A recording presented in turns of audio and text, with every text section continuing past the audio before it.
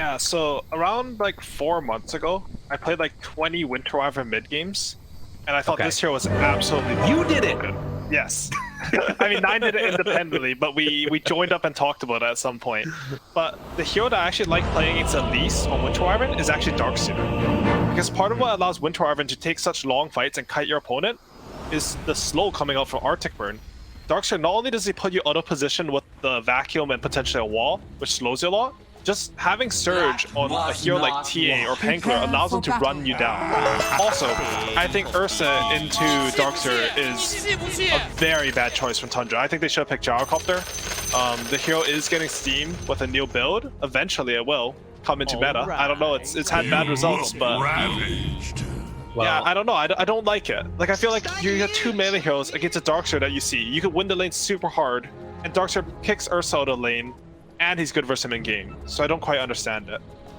It's going to be interesting, that's for sure. I'll say that like the thing that I'm really curious to watch is like how those first couple of levels go. That's going to be, I think, probably one of the things that determines a lot how this goes. And honestly, Seb, he's a Darkseer specialist. This guy knows how to play against these heroes.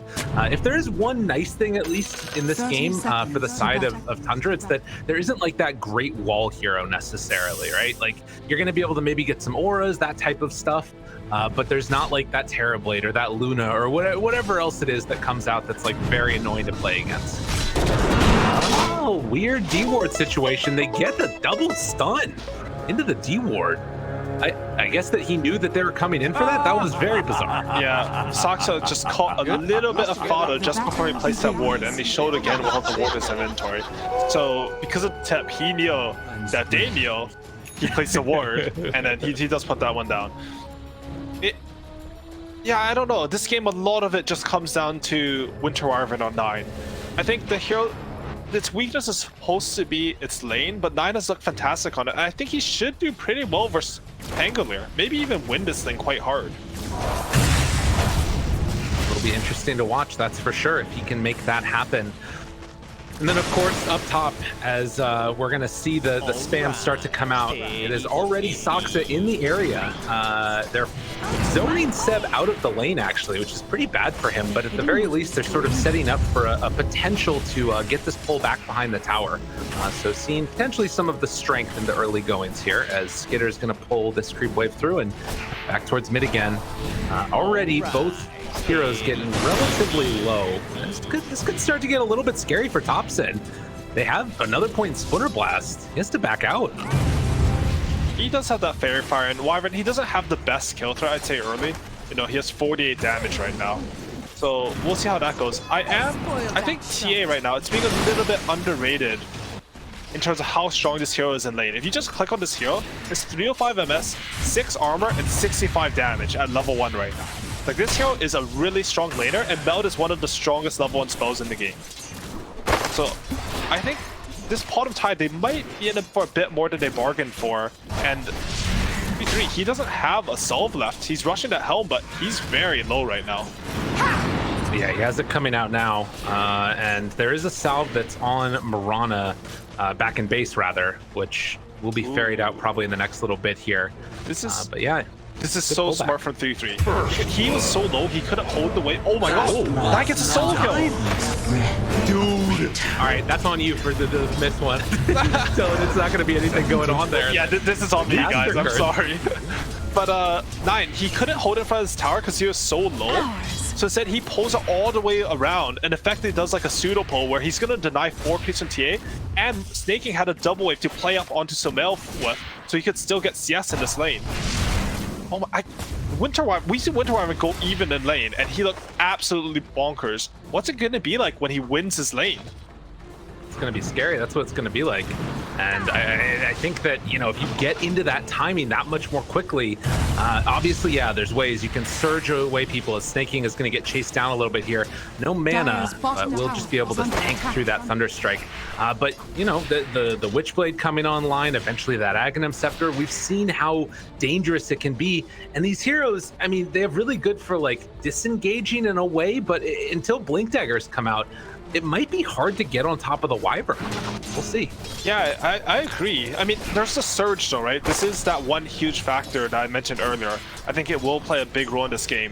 Something else I want to mention is that in both games, 3-3 has gone for that helmeted Dominator rush. We saw it be really effective when he played Tidehunter against SumaiL's Leshak, for example. You know, it reduces the edict damage, it reduces the right-click damage, gives you a time on Leshak. Ti sort of hits you with side blades, which are effectively doing pure damage as based on the armor of the creep you hit.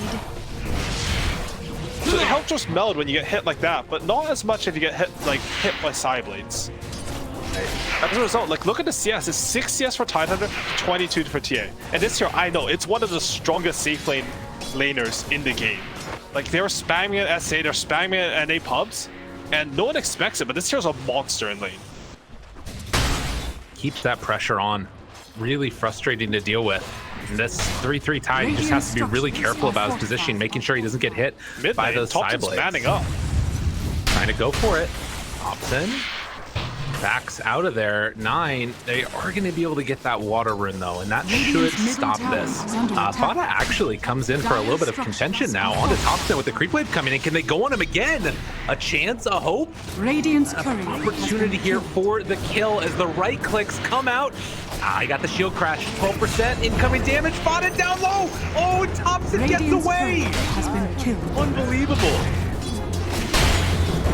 Radiant's middle tower is under attack. Yeah, Top's just holding on to his spells there. He has a wand, barely gives him enough to live. And, you know, he baits Fada into a death there. That's a big comeback because when you're losing the lane, any sort of kill like that matters a lot. You can see he's only 300 net worth below Winter Wyvern, and he is slightly out-CSing 9, even with that early solo kill. That is very good for Thompson. And right now, how close are we? They're both very close to level 6s. You can see up top, the Ursa is definitely winning the lane against the Darkseer, but it's not as dominant as you might expect in some of these other matchups, as they will jump in there and try and put a little bit of harassment onto Saksa. Trading out these hits and trying to build up stuff. Not that much mana left, but oh, Skitter, he has to be careful. Aphotic shield with these double ion shells. They find that finish. Can they get a second one? No. Saksa able to make the second kill happen, and Fada now trying to back out of here. Has another Aphotic shield in a sec. Will turn, and two cores end up going down, but it was the Darkseer that died first. Yeah, but you're a Darkseer spammer, Lyrical, right? I feel like Yes, if you pick this hero early, you're expecting to sort of get dumpstered in lane. Like, Ursa, he can farm in this lane, but that's not really the problem I have with the matchup. They're going back onto Fada here. Hoping to get him. Can they get him? Surge forward. Not going to be able to go for it. I agree. I think that part of the problem is just like how good this Nyx assassin is at enabling his lane. Like, a lot of the heroes that would normally be pretty good, it makes it tough. But I agree. There's like so many of these other ones that might have been better. Ooh, good bring around the Rosie there. Snaking, able to escape. He does sneak that, both the Arcane Rune and the Bounty Rune away from Thompson, so he has an empty body to work with. And something we've seen from Winter Wyvern is he does a lot of harass damage in the middle lane. Snaking, he's rotated up top. I don't think he feels like he can really pressure bottom lane at all this game. Arrow. Yo, the king comes in, takes down Seb, Dire's top and then gives him the tip afterwards. All right, the fast tips are coming out. We're getting spicy here in this game number 5. Arrow round 2. Oh, it's gonna hit on a little creep. Look at this, Tundra. They want to tri-lane up here just so they can prevent TA from taking over the Ancients. They've already dropped the Sentry Ward. Saksa will go for the stack, but they'll stop it. Even blocking this hard camp, it looks like. Anything to destroy the economy of TA, because this hero, it really looks strong in their last match. All right. He's devastating. Oh, Skitter's going Battle so hard to Fury. deal with. Yeah, that is different. That was not what I was anticipating. Fada's getting gone on, trying to punish him for his insolence, going to the triangle, but he just TPs away. Oh, Saksa could have maybe popped Spike Carapace there. Oh, onto the shield? That would have been that would have been a clutch play there. And he even Fada tipped Saksa because he knew he was dead there. Yeah, exactly. It's weird, right? Because bottom lane, they glimpse up 3-3. He does Kraken Shell off the Meld Strike. He walks away from that one. 3 points up in the Kraken. It's weird because people look at those plays like, why didn't you realize? You're a professional player. It's Saksa. He had like 3 accounts on the top of the support MMR, 3 accounts in the top 20 MMRs in the world or something. But Dota is such a complicated game and you're thinking about so many things, it's easy to make these small mistakes. And it's also a point in time now where how many hours have they been playing Dota continuously? Like, That not is just true. within this series, but the previous one as well. There is definitely some fatigue factor coming in here. I like what Skitter's doing here. He's dragging the creeper off to the side. I mean, Seb, his lane's looking nice, but Skitter, he's still maximizing from the lane. He's going to be a very strong Ursa this game. So 8 minutes in, it's about 1,000 gold lead for Tundra. There is this Battle Fury Ursa that we're going to be seeing in the next little bit, which is going to allow him to scale, but it does feel interesting. It feels like Tundra are more confident in their late game potential. I mean, again, with Ravage, with an Ursa Battle Fury, having Wyvern and how strong that hero's looked, I'm kind of inclined to believe that they have a strong late game. I don't know, what do you think? Oh, arrow to mid though, Thompson. Yeah, the Winter's Curse is very sure with no units are beside you, so they don't manage to land the arrow. I would say late game, I don't know, Darkseer's sort of a beast, like, and they caught 9 here. Do they have enough to Chasing kill? down.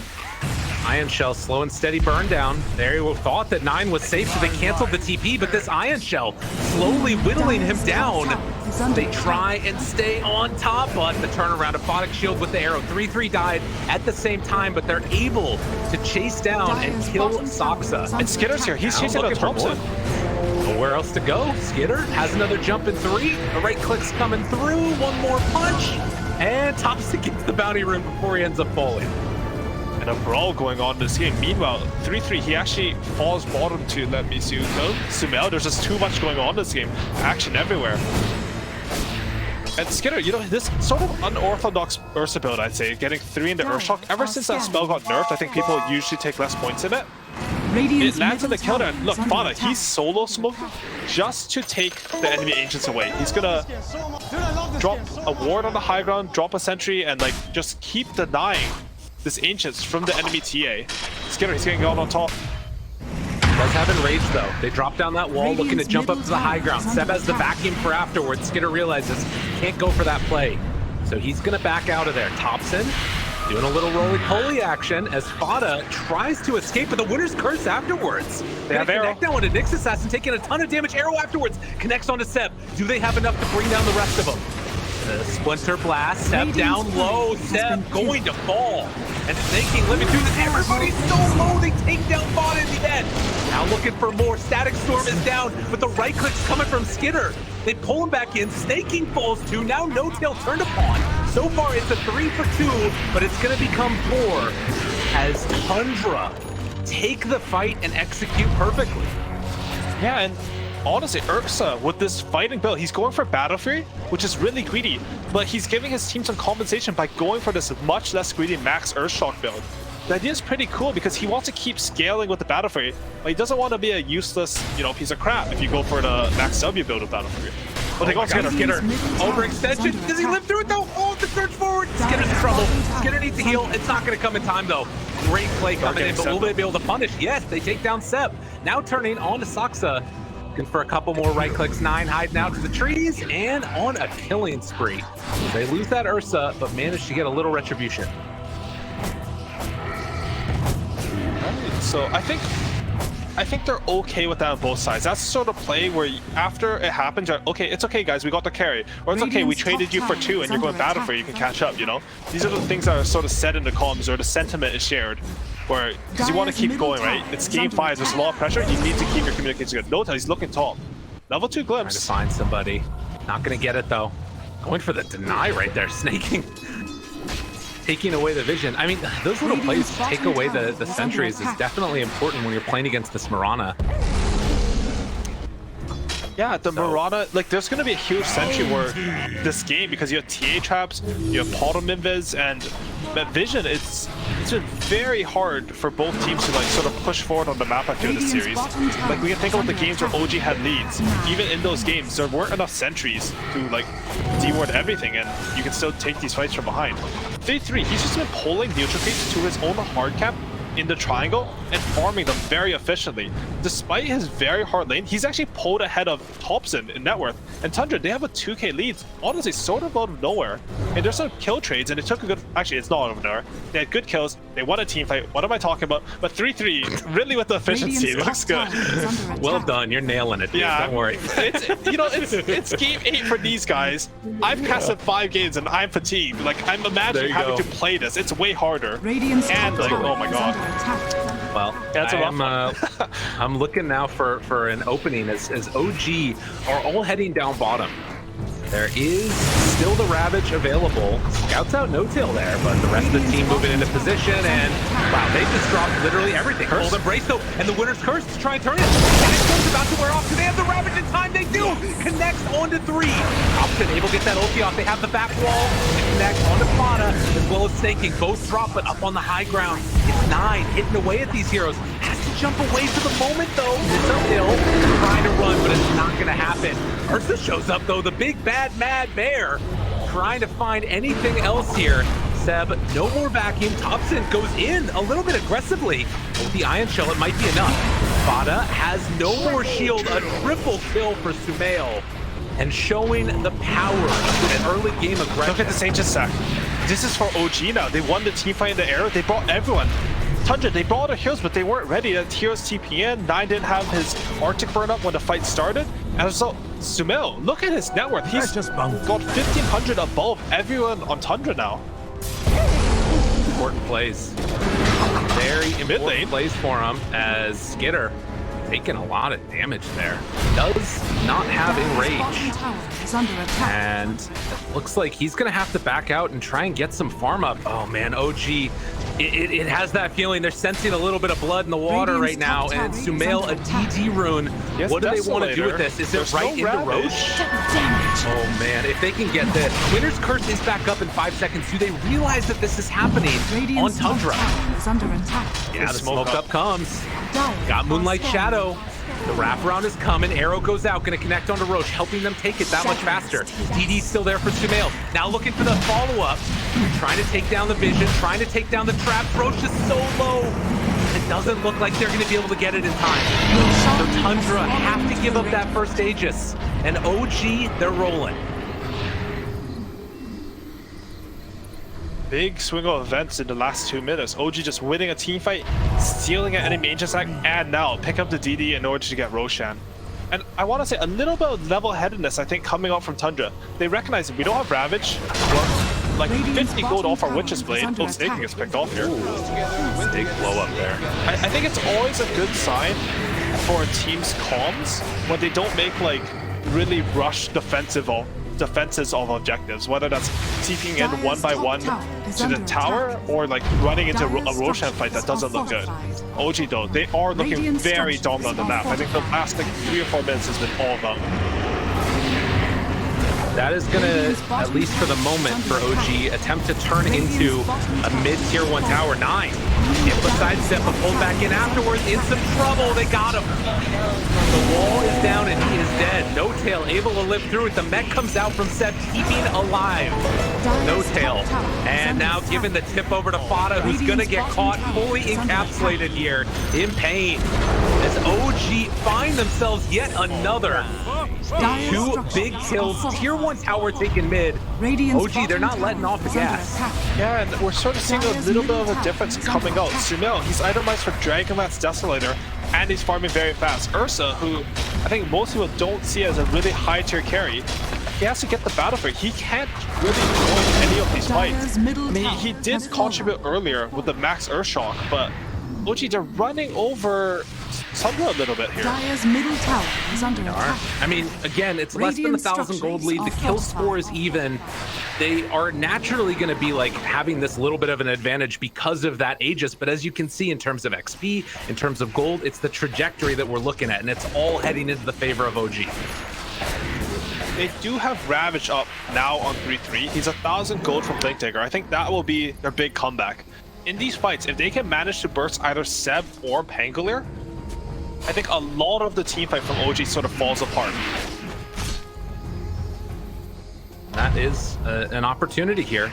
depending upon how it goes. We also have yet to see 9 come online yet with this Aghanim Scepter, which we've seen put to great use. But as you mentioned, one of the issues is going to be the surge away that comes out from it afterwards. Yeah, we saw even in that last fight, there's a lot of repositioning coming. Oh, top lane. Sax is diving onto snaking. Is under attack. Oh, doing a little runaway there. Not enough mana to TP from the king. Oh, snaking. Runs into Thompson though. Just gonna dodge away from it. But with no more leaf charges, that should be the end here of Snake King. He eventually gets brought down. So OG clean up another tier 1 tower. Only one more remaining as they want to try and pressure up here top. Just what I need. And we shouldn't underestimate the Winter Wyvern, right? Like, Tidehunter has shown what he can do on this hero. It's not about the network lead or anything. It's just like the map control and the momentum looks all OG right now. They take this tower, the heroes are positioned pretty aggressively, and more importantly, they can position in the enemy jungle while controlling midway. Controlling these two ways means that you have more creep pressure, and it just allows you to make more plays. They even took that tier 2 mid and took the enemy outpost very early in the game. Wild. Man, with the Zags, like you're talking about, going to be an issue for Tundra, but we've seen them come back from this before. We haven't seen their answer to this TA though. And, oh, are they really going to try and fight this right now? Moonlight Shadow, Saksa walking into this. They get that vision. Skinner looking for the jump now on SumaiL. Adrian's still a minute left on it as they go into all of them. Tries to find this kill here on the no-tail, going to get glimpsed. Going back to the bottom side of the map. Staying here. Do they realize it? Thompson going to get that roll off. Good static storm laid down, separating the rest of them. Able to pull back in here if they want to. Seb looking for that opening. Only 2 points up in vacuum. Catches on to Fada, but nothing else afterwards. And 9, he's the real target that they're trying to go on. Winner's Curse just to try and escape, but it's not going to happen. OG, they find the heroes that they need to, and now going into the tier 3 towers, they're looking high ground. No, it's looking good for it. They even had that Abaddon illusion from the wall to get the Curse of Avernus onto the tower, so just doing a little bit more damage there. And that fight, there was no Ravage. 3-3, he was trying to get his Blink Dagger, maybe a little bit of communication, maybe a little bit of stress, but they were not all on the same page and ready to fight there. No, in that fight, it started a little bit of king on king violence as, like SumaiL, he shows how strong he is. He 3-shot snaking, and then he just killed everyone in that fight. He's constantly outputting DPS, and it doesn't look like Tundra really have an answer for him right now. A 4,000 gold lead right now for OG. And again, as Tundra, you come into this one, you go up 2-1 in the series, feeling like it's just going to be able to get cleaned up. And 2 games in a row, this SumaiL TA is leading the way. Top net worth, making the plays that they need him to. And the rest of OG playing flawlessly to boot. Can they pull out another come-from-behind victory? To be honest, a bit confused by Tundra's reaction to TA. I feel like this game, if I look at the heroes, this might be a later pick on TA. Maybe the Wyvern counters there or something. But SumaiL, he looked like he had such a nice lane, and he's just like chunking through the heroes. There's not any real like refraction breakers that he's scared of. And with this Aghanim's build, he's going to be able to join his Nyx onto kills basically anywhere. Look at top. Saxa just sets up. Oh, 9 flies away. Heads up play by 9. This is one of the combos that they use in SA. They have Nyx Assassin roaming, and then some random trap, and Tia would just come in for the extra oomph to get the kill. Well, it's definitely deadly. Skidder trying to get towards that BKB still needs a little while before it comes up and online. But you can see that Tundra, they're dodging away from these fights, but every little minute that passes by, it feels like OG is gaining a little bit on that net worth lead. At some point, they're going to need to take a fight around those timings. And now they've got the Dark Abaddon combo. Well, it is going to be now the unpause and any other timings that they're looking for. You can see Tidehunter and 3-3 is immediately queuing up the refresher. They know that if they want to win this game, it's got to be off of crazy outplays. And a scan bottom. They picked up the blink. The BKB on Skidder. Combined with the blink on Tidehunter, they want to go down. They see Seb. This could be huge. Good vision. Arrow! That reveals their positioning.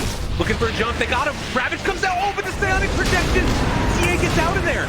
They're going to find Seb. Big back wall back. And actually, they got to be careful. Tundra need to back out. They got nothing. Skidder, BKB out. No kill, no tail, but that is a pyrrhic victory at best.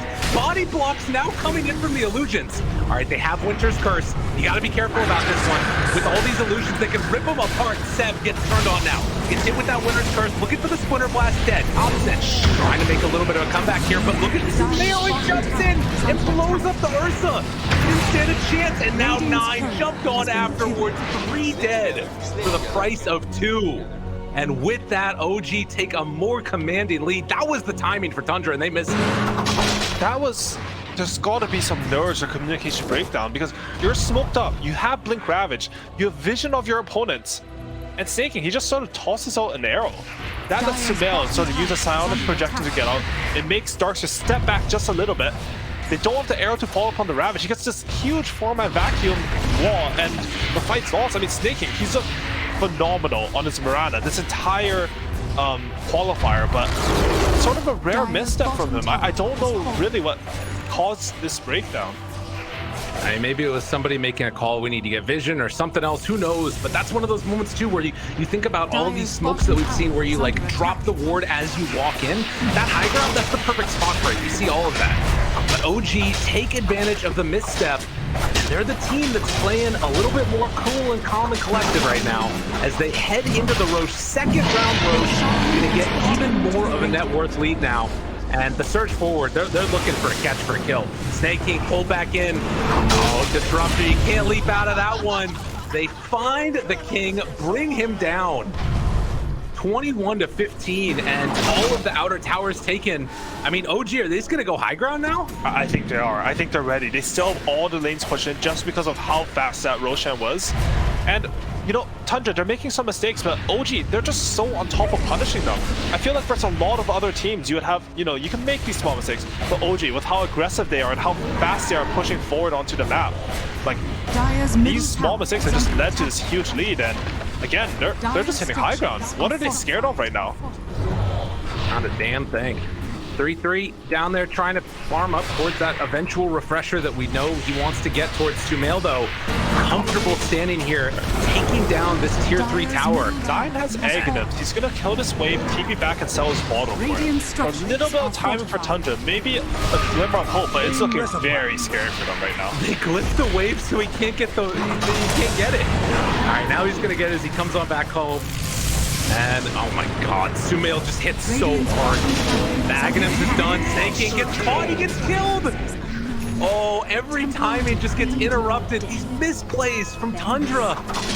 Drop another one.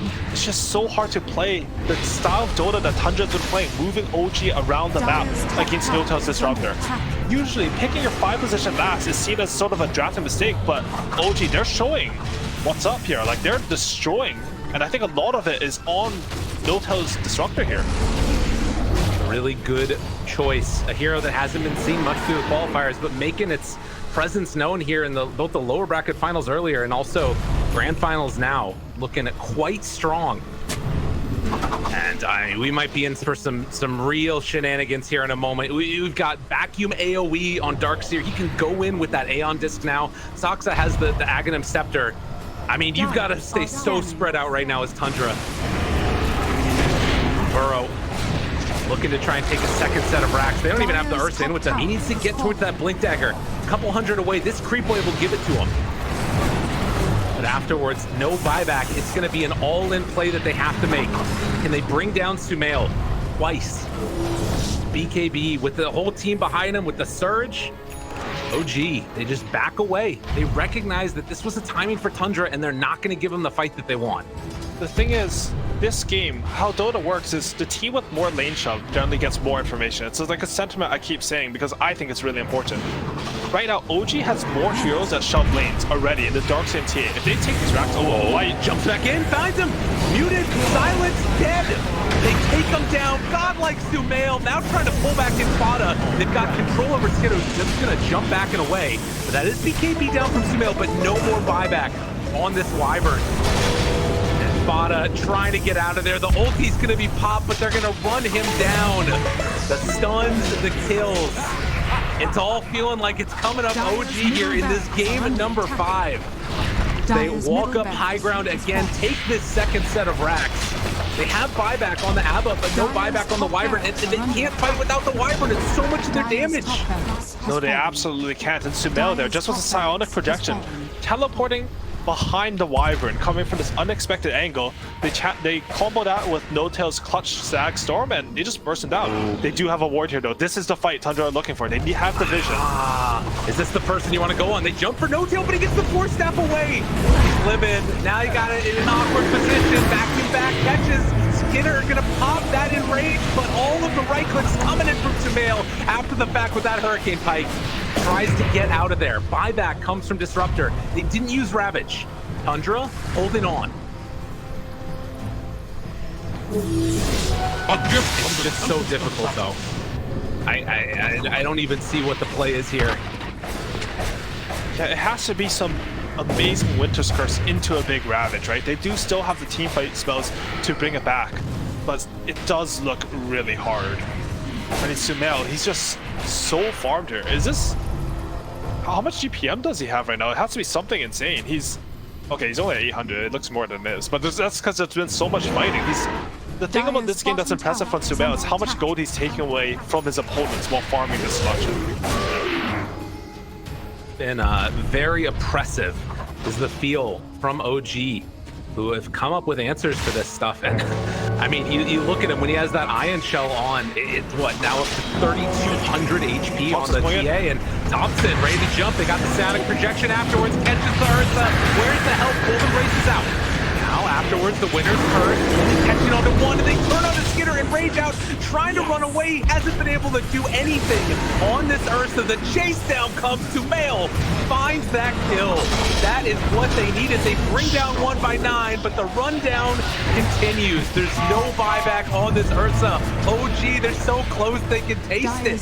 They want to look for this finish here as they move up and try and take down this tier 3 tower. The big Ravage comes out, but the roll up from Thompson, able to live through it. The turn back, he wall jump in from Thompson, finding that kill yet again. They're gonna buy back now on the Snake King. Thompson keeps on running in. The right clicks, 3-3, no Ravage left, nowhere left to go really. They're trying to buy time for this Ursa to come back in, and there is no more Aegis. As they chase down, but Thompson jumps in, still living through it, trying to get all of that regen back. Tundra, they're holding on to their high ground.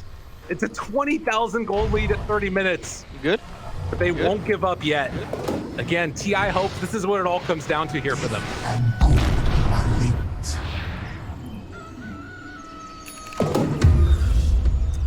Unreal. Tundra, after looking so good, they just don't have an answer for this TA Aghanim Scepter in the safe lane. And a bunch of bounty runes left over for SumaiL, just to further increase that net worth lead. SumaiL, he almost has his Daedalus, and the thing about that fight was SumaiL got ravaged, he got full arrowed, and they still just couldn't bring him down. The damage from Tundra, it might be there if you have all your heroes hitting, but a lot of it is mitigated by the fact that No-Tail, he went for this Force Staff. You have Surge, and they're catching 3-3 here. No blink there. Down. Uses the headband, tries to get away, but the Glimpse pulls him back in. Thompson goes the whole length of that peninsula, trying to get the roll up as they will run down and kill 3-3, finding themselves another. Fada goes down to boot. They have buyback on the Tidehunter, but you're using all of your expenses. And another tip, dude, you're about to knock him out of qualification for TI. Soxa, just no mercy. No mercy at all, as they're ready to run up high ground and try and take this down. Skinner looking for an opening now. Get the meld out, 9, Winner's Curse, hoping to do something. The buyback comes from the Tidehunter. Arrow afterwards. Oh, the BKB didn't get it out in time. Skinner BKB runs forward, tries to bring down this Nyx Assassin. It is not going to happen. Jump forward. There's the stun that they need. They take down Skinner. He buys back now. They keep on chasing it on this one. Thompson trying to find 9. He gets him. It's a godlike spree. They can't get anything. As 1 by 1, all of Tundra falls. OG doesn't even die. And GG is called. OG are going back to TI to defend their title. Just an amazing game coming out from OG here, and they're